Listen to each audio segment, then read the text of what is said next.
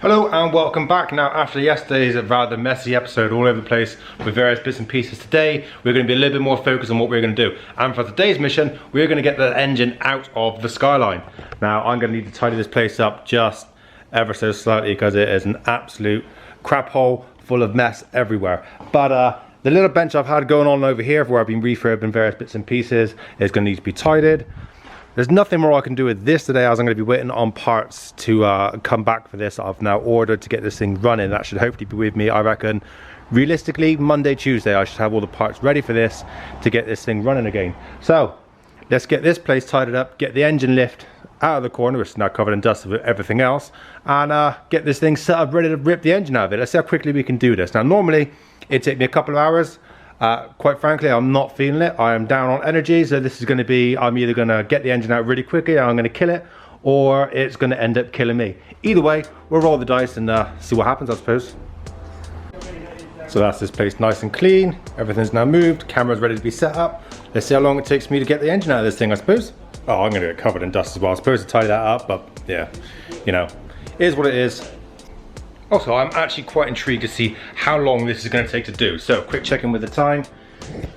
Here we go, about 20 to 3. Let's see how long this takes.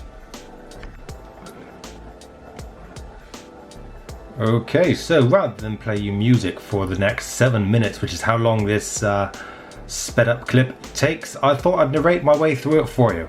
But first things first, as it is late in the day, it is about that time to relax and crack a bottle open. Excellent. So first things first, get the bonnet off, because I've played this game before where you try and do things with the bonnet on, it just creates more issues than it's ever worth. Then it's just a simple case of getting the strut brace off, so you've got full access to the top end of the engine. And it's literally a case of going through bits and pieces that I see. If it's in front of me and I know it's got to come off, let's just attack it there and then. There's no methodical way about it. The viscous fan is always fun to take off, 10mm bolts. With mine, I had 2 studs come out with it because it's a brand new water pump that was on there when I refitted this engine after blowing my last one. So I took a couple of studs out with it. Battery off and get that thing out the way. Now this next little bit, the intercooler piping was rather tight, as the forward facing plenum that I've got on this is a standard intake plenum which they've been cut welded with a 33 GTST throttle body on there to obviously give me a little bit more clearance, because the 34 one is huge. So yeah, the intercooler pipe on this was really tight and intricate, so it was a bit of a pain in the back, so I had to get off and out the way. Now at this stage I'm working on the wiring loom, getting the wiring loom off for the right hand side of the engine on the top half, and then I decide, okay, that's out the way, let's get the gearbox loom out the way, which is the lower half of the wiring loom.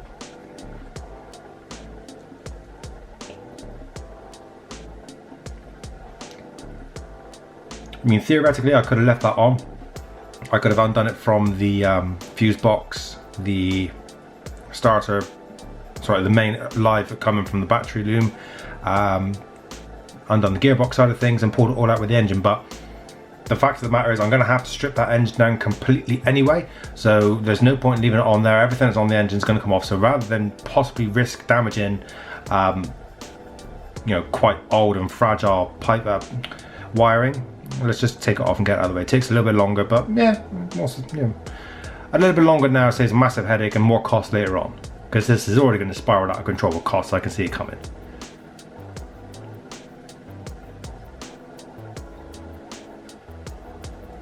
This is me trying to gently undo the rear knock sensor on these, which is the absolute pain in the backside, because I broke one before, and because it was on the rear, it was just an absolute nightmare to get on then to try and get that one out. So yeah, remove the intercooler, get out of the way, just give myself a little bit more room just to maneuver. Thinking ahead, bit of a soft padding going down. Okay, now is at this point that I realise I've made quite, no, it's not actually this point, it's just a little bit later. I'll just get the starter loom now, so that's fine. But I do make a critical error, and that is with the starting motor. I didn't need to do the way that I did. Now it's only 2 bolts. You can think it can't get too hard, you're undoing 2 bolts, but yeah, I did. I've done it in the wrong order. What I should have done was undone the top one first, which is the pain in the backside to get on, as it's underneath the intake plate. I mean, it's awkward. And then I should have undone the bottom one, which is very easy to get to from underneath the car, but I didn't. I've done it the other way. And then when you're trying to undo the top one, the starter motor falls onto the bolt, so it's tight all the way out. Yep, so schoolboy error. Should have known better. At this point, I am undoing the... what am I undoing there? Probably the belt for the alternator. No, power steering bolt, that'd be belt.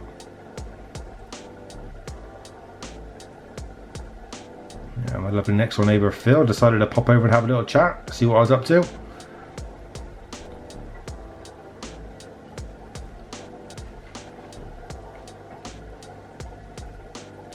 So now at this stage the wiring loom, both top and bottom, are completely off and out of the way, so there's no problem. Now it's just nuts and bolts.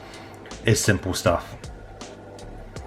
Yeah, this is the point that I've undone bell housing bolts. Most of the bell housing bolts done, the bottom are undone, all the ones on the top are undone. Just got a few more odds and sods to put away.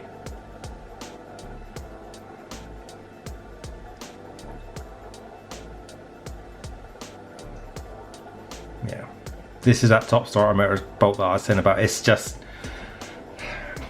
I should know better really. I look back and it's quite funny to see me struggle, but you know, when you're there at the moment, it's not so funny.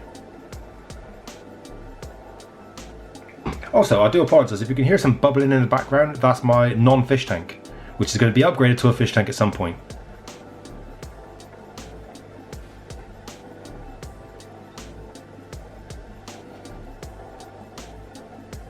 Okay, it was at this point I believe I was disconnecting the clutch fork, because on this type it is, as I will explain later in the video, it's a pull type clutch as opposed to a push type clutch. That meaning you have to take out a little clip, drop the pin out of the clutch fork itself, and then you can pull the gearbox off the back.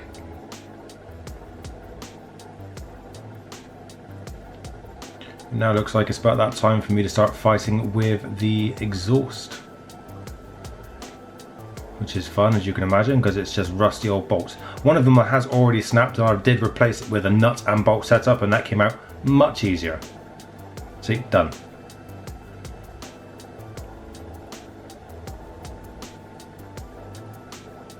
Okay, so now we've done all the work underneath the car, undoing all the bolts and the bits and pieces and all the crawling around on the floor that we have to do. Now is the time that you start draining fluids. You don't want to drain the fluids first. I mean, yes, you will have more room to work and it makes life slightly more easier, but the problem with that is, as you can see, the floor is wet and it just gets wetter. So there is absolutely no point in doing that first and then having to crawl around like a little swamp donkey as you're underneath the car doing bits and pieces.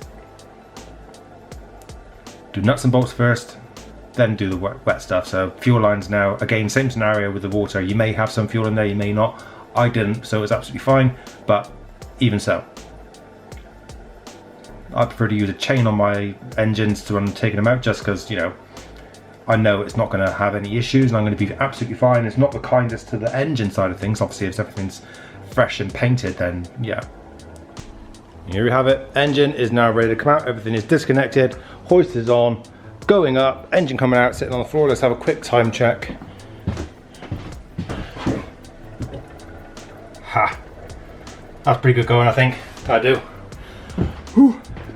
It is hot, sweaty work, but we are there. Let's get this thing out, final push.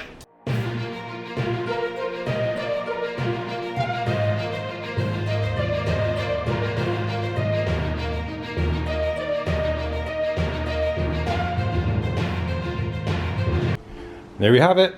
One Skyline engine sat on the floor. I did take a little break between hooking it up and getting it out, because the first little wriggle that I give it, it was really tight on the gearbox side of things. So I thought, no, I'm just gonna have a little break, readdress this and reassess the situation, come back to it and see what I got then. And it was literally just a case of the angle of the gearbox was just slightly too aggressive for the angle of the engine. It was just getting caught up on the input shaft. So sort all that out, give it a good rag around, and yeah, out it comes.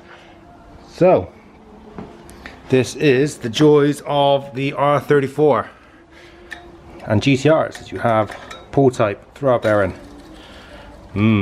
This is going to need to be changed as well, because the power output that I'm going for is going to be way in excess of what this can handle. So this is going to look so different when this all goes back together. But more importantly, what I've got to do now is set up these boxes that I've had here for a while, because this is the engine stand that I brought a new one, because the one I've got, well, the two I've got, they are not particularly strong for the straight sixes. When you've got the straight six on there, you've got like a lot of angle. Normally the engine sits on it like that. When you've got the straight six on there, it tends to want to lean down. Yeah, so I've got a heavy duty engine stand for this to sit on, and I can work on it and make sure it all goes together nicely without worrying about, you know, coming in the morning and finding it on the floor.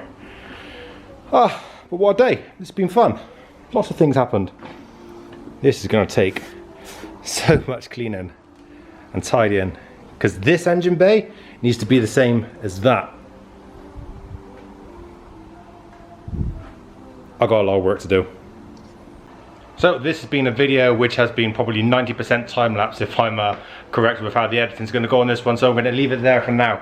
On the next episode we should be stripping down this engine to a basic long block, cleaning everything up like we did with the SR20, getting it all clean, painted, back together, start putting all the nice fancy bits onto it and getting it back into a state where we can get it back into the car. So thank you very much for joining me. I'll see you next time.